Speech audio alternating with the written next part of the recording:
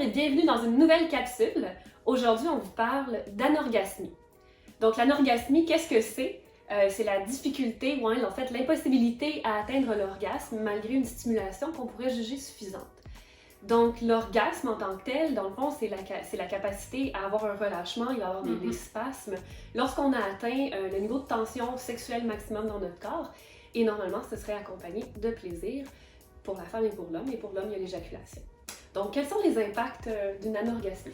Oui, mais en fait, les impacts qu'on va retrouver vont être surtout émotionnels, relationnels.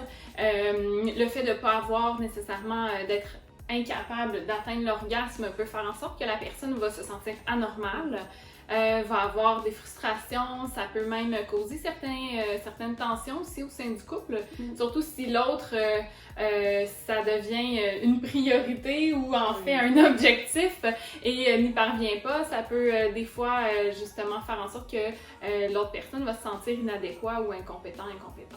Oui. Mais majoritairement, là, je dirais là, que ça va être ce sentiment-là d'anormalité et aussi de dire, ben, j'aimerais ça moi aussi savoir ce que c'est, hein.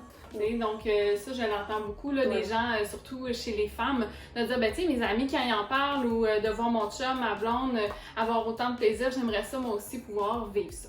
Oui, fait que des fois, ça peut amener une certaine perte même d'intérêt pour la sexualité, un certain détachement, perte de désir.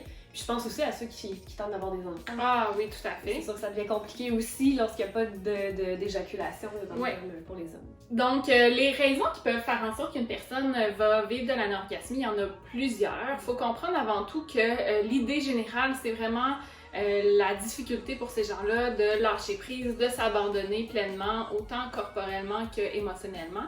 C'est ce qui va être vraiment au cœur de la problématique des gens, de la dysfonction sexuelle finalement. Donc, les raisons qui peuvent faire en sorte que c'est difficile pour ces gens-là d'atteindre cet abandon-là peut être entre autres tout ce qui est trouble de l'humeur, donc quelqu'un qui serait plus anxieux ou même déprimé. Donc l'anxiété, évidemment, va faire en sorte que je vais avoir de la difficulté à me laisser aller. La dépression peut faire en sorte que j'ai moins de goût aussi, là, donc puis que je sois moins capable de me centrer sur mes sensations, justement. En fait, c'est ça, c'est super important pour pouvoir atteindre l'orgasme, d'être centré dans notre corps, de rester dans le corps, dans les sensations, d'avoir la capacité en fait à les écouter. Donc tout ce qui est, par exemple, quand on parle d'anxiété, les gens des fois vont avoir des pensées intrusives, vont penser à autre chose que la sexualité. Donc, puis outre ceux qui veulent vraiment plaire, tu sais, quand on parle de l'anxiété, de performance, on peut aller là-dedans aussi. Bon, ben j'espère que moi, ma partenaire a de la jouissance, donc moi, je suis pas capable de rester dans mon corps, dans mes sensations. Donc ça peut être une des difficultés. Et aussi, toujours dans la même ligne que tu apportes, les gens qui vont avoir plus le perfectionnisme, donc vont être plus dans à quoi je dois ressembler. La technicalité un peu des choses. Oui, et donc la technicalité, bien qu'elle soit un peu importante, elle ne devrait pas prendre toute la place parce que c'est vraiment le ressenti qui nous amène à cet orgasme-là. Oui, puis justement, par rapport à ça, il y a tout cet aspect-là de, tu sais, tu parlais de performance, de course à l'orgasme, donc d'avoir l'impression que c'est l'objectif ultime, l'objectif visé d'avoir une relation sexuelle, donc à ce moment-là, on est moins concentré sur tout ce qui est autour et qui pourrait être stimulant aussi dans le plaisir, dans la relation à l'autre. Donc, ça peut faire en sorte que plus je focus uniquement sur « je vais-tu l'avoir », ben ça se peut que, au contraire, ça ait cet effet inverse de m'empêcher d'atteindre cet orgasme-là. On va voir aussi donc les gens qui sont ça va un peu dans la même lignée, tout ce qui est hyper-contrôle, hein? Donc contrôler son environnement, contrôler justement la perception de soi, donc l'image aussi. Si j'ai une image de moi-même, une image corporelle qui me plaît moins, des difficultés à ce niveau-là, ça va avoir aussi un impact parce que je risque d'être davantage observatrice de moi-même. Donc, un petit moi externe là, qui me regarde, qui me dit « Ah, attention, mets-toi pas comme ça parce que l'autre va penser ça, va voir ça comment. Donc, tout cette suranalyse de soi, surobservation de soi va nuire aussi à la capacité d'atteindre un orgasme. Oui, tout à fait. Et puis aussi, en parlant du corps, je pense que c'est cette habileté aussi à entrer en contact avec notre corps, mais à connaître en fait notre corps. Quand on parle de méconnaissance parfois au niveau de notre plaisir, des sensations, on peut parler des connaissances tout à fait générales aussi par rapport à la sexualité. Il y a des fois que ça va être des injonctions aussi sociétales, culturelles, religieuses, qui vont en fait qu'on n'aura pas exploré notre corps et les sensations, ou que des fois on va se sentir même coupable d'aller atteindre ces sensations-là, d'aller d'être une femme sexuelle. Quand je parle aux femmes, c'est souvent en fait des femmes qui ont un petit peu plus de difficulté à se voir comme une femme sexuelle, et là je mets des guillemets, mais à être cochonne, parce qu'elles portent un regard, je pensais à ça à cause du regard qu'on porte sur soi, vont porter un regard négatif par rapport à leur jugeant. Soi. Jugeant, exactement. Oui, de se voir, de s'assumer pleinement dans sa féminité ou dans sa sexualité.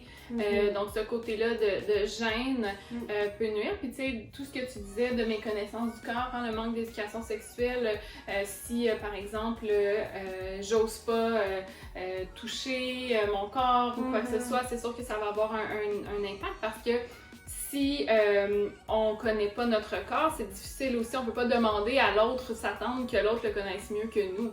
Donc c'est sûr que en se permettant cette exploration-là, ça peut aider, contribuer à améliorer aussi notre connaissance du corps, et donc pouvoir mieux communiquer, le verbaliser à l'autre personne et lui dire un petit peu plus qu'est-ce que j'aime pas, et ainsi mettre un petit peu plus les chances de notre côté. Oui, et c'est ça aussi ce qu'on est en train de dire dans le fond, c'est que souvent l'orgasme c'est un travail d'équipe, si on peut le dire comme ça, c'est pas l'autre qui nous donne un orgasme, ou des fois les gens vont devenir justement dans l'anxiété de il faut que je lui donne un orgasme, il faut que je lui donne un orgasme.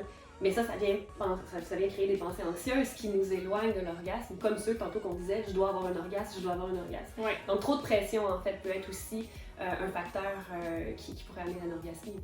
Oui, puis à quelque part, ça va avoir un impact aussi au niveau du couple, parce que justement, tu sais, de dire si le partenaire ou la partenaire dit bon, je veux que l'autre absolument ait un orgasme, puis ça fonctionne pas. Ben là, je vais me remettre en question sur les compétences, mes compétences à moi. Peut-être même chez les hommes, ça peut remettre en question la masculinité. Je dois pas être assez masculin, je dois pas être suffisant pour pouvoir lui donner un orgasme. Et à l'inverse, ben, cette attente-là, qui est perçue chez la partenaire ou le partenaire, ben, qui a de la difficulté à avoir l'orgasme, ben là, ça fait une pression supplémentaire de dire « Oh non, je veux pas le décevoir, je veux pas qu'il soit brimé dans sa masculinité, je vais essayer d'en faire plus, il faut que je réussisse. » Puis là, on tombe dans ce que tu disais tantôt, cette anxiété. Oui, et tout à fait. Et puis là, même des fois, j'ai envie de dire sur ce que tu dis, ça arrive que les gens vont commencer à feindre l'orgasme, et la conséquence de ça, c'est aussi qu'on va se donner des mauvais guides, des mauvais signes. Et là, on s'ancre encore plus dans le cycle de l'anorgasmie, parce qu'on n'est pas en train de créer en fait les techniques, les lâcher-prises, etc., qui nous permettent réellement d'avoir ce relâchement. Oui, tout à fait. Donc, c'est sûr qu'un des derniers éléments, là, si on veut, avant de voir qu'est-ce qu'on fait avec ça, ça serait de dire, ben, c'est sûr qu'au niveau de la relation, la notion de confiance, de sécurité, est-ce que je me sens en sécurité, confiante avec mon partenaire, ma partenaire, pour pouvoir suffisamment me laisser aller? Toute cette notion-là peut être très difficile. C'est sûr que s'il y a eu des expériences négatives passées, ça peut nuire, que ce soit des abus sexuels ou que ce soit des relations où je me suis pas sentie respectée, écoutée, considérée. C'est certain qu'à ce moment-là, je risque d'avoir moins de facilité à m'abandonner pleinement avec une autre personne. Donc, on n'a peut-être pas mentionné tantôt, mais il existe aussi des anorgasmies qui sont plus relationnelles, donc dites secondaires, qu'on va avoir une capacité à avoir un orgasme seul, mais pas en relation. Donc là aussi, ça nous donne des indicateurs, savoir c'est quoi qui peut être davantage en cause. Oui. Donc avec tout ça, qu'est-ce qu'on fait? Donc, ben, une des premières choses, je crois, que c'est de partir avec curiosité dans l'exploration individuelle et conjugale de notre corps, de nos corps. Ça peut être tout d'abord d'avoir cette curiosité, peut-être de lire, de regarder même, ça peut avoir l'air tout à fait médical, mais de regarder à quoi ressemble une vulve et peut-être de prendre le temps de la regarder et de varier les touchers, d'essayer en fait de se permettre d'aller dans cette exploration-là sensorielle. Et des fois, ça peut être même au-delà de la partie génitale, ça peut être on se fait des massages, on varie les pressions, on varie les endroits du corps, on essaie d'être à l'écoute de qu'est-ce qui nous fait plaisir, qu'est-ce qui fait rien et qu'est-ce qui nous dérange. Et puis en équipe, comme je le disais tout à l'heure, on va essayer après de reproduire dans la sexualité ce genre de gestes. Et en plus, ce genre d'activité nous connecte émotionnellement, peut-être nous donne encore plus confiance. Donc ça peut favoriser ce lien qui va favoriser la sexualité. Oui, tout à fait. Donc, comme on a mentionné aussi, tout ce qui est la communication sexuelle va avoir un impact important, savoir qu'est-ce que j'aime pas, un peu ce que tu disais, c'est le genre d'exercice qui va favoriser. Et également tout ce qui est découverte aussi personnelle, donc seul va faire en sorte qu'après ça, je vais peut-être être capable de mieux guider mon ou ma partenaire. Donc ce goût-là d'exploration, comme tu expliques. Sinon, bien entendu, travailler tout ce qui est contrôle, hein, parce que généralement, quand on regarde ça, on fait un petit portrait général de la personne qui a une difficulté sexuelle comme l'anorgasmie. On va voir une difficulté à lâcher prise, un besoin de contrôle dans beaucoup d'autres sphères de sa vie. Donc, de se faire une petite évaluation là, pour voir nous, on en est où dans nos autres sphères de vie. Est-ce que c'est aussi un enjeu pour nous ailleurs? Et de voir comment on peut commencer à travailler ces autres aspects-là. Ça va aussi avoir un impact au niveau de la sexualité. Puis bien entendu, si on a de la difficulté à pouvoir travailler ces aspects-là, bien aller en consultation peut nous aider à aller un petit peu plus loin là-dedans. Aller chercher des outils là, pour le lâcher-prise, parce qu'effectivement, ce lâcher-prise-là, souvent on le retrouve dans les autres sphères. On est dans notre vie, on est dans le lit un peu de la même façon. L'autre chose, je pense que ça peut être intéressant aussi de se questionner sur nos limites, sur nos tabous. Bien sûr, il faut les respecter, mais de l'autre côté, quand on parle de faire l'amour quand on est une femme, c'est sûr qu'une stimulation clitoridienne va quand même favoriser l'atteinte de l'orgasme. Donc, est-ce qu'on ose suffisamment demander à notre partenaire de toucher cet endroit tout en pénétrant? Est-ce que nous-mêmes, on va être à l'aise de le faire en même temps? Donc, tous ces genres de choses-là peuvent être des pistes de réflexion, puis aussi de se dire, bon, ben, je vais essayer graduellement d'ouvrir un petit peu plus le champ des possibilités et d'expérimenter ce genre de toucher-là aussi qui va favoriser l'orgasme. Sans nécessairement être toujours en attente que ce soit l'autre qui m'offre mon propre plaisir, mais d'essayer d'aller le rechercher aussi. Donc, ça peut être, on en avait déjà parlé, tout ce qui est respiration, loi du corps, le mouvement, être dans l'espace, dans plus de mouvements, ça va favoriser aussi une meilleure diffusion des sensations. Donc, ressentir davantage tout ce qui se passe dans notre corps va favoriser aussi une possibilité d'atteindre l'orgasme. Oui. Je pense aussi qu'il faut se rappeler en terminant que l'orgasme n'est pas la finalité de tout. Hein? Oui. Donc, ça n'égale pas nécessairement une pleine satisfaction sexuelle.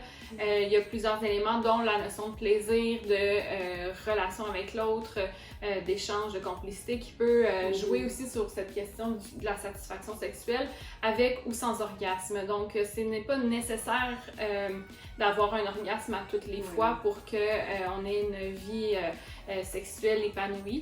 Alors, de garder ça en tête aussi pour diminuer un petit peu nos exigences envers nous-mêmes. Tout à fait. Donc, si vous avez aimé notre capsule, n'hésitez pas à cliquer sur le pouce en l'air et à nous écrire si vous avez des questions à 2sexologues@gmail.com. Merci!